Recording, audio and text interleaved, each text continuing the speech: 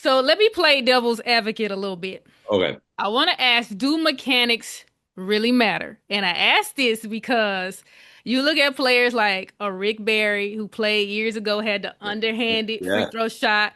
You look at Shawn Marion, who had a weird shot but would be Yeah. able to make shots. Yeah. Leonardo Barbosa.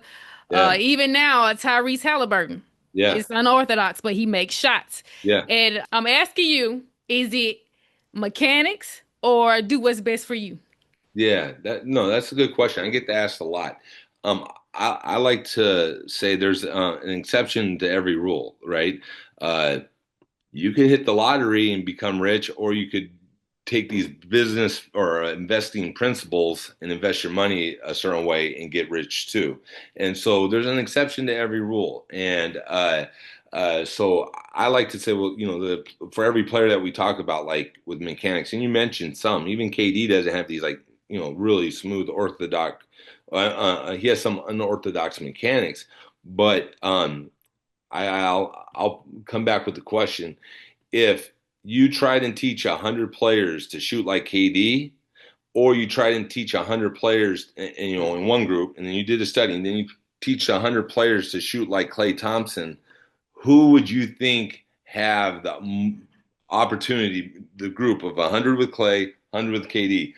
Out of those group, who would have the more players coming out shooting probably with more efficiency? Clay, shooting Klay, like Clay. right? But KD, Exactly. that shot nice now. That Oh, no, shot it's nice. And I mean, I've had the pleasure to watch him warm up. I sat courtside and watched him warm up. And I mean, he has this little swing, but man, when he gets it back to here and it looks really good. But like you look at, and this is part of my philosophy, like you look at players like Steph Curry, and all the greatest shooter ever.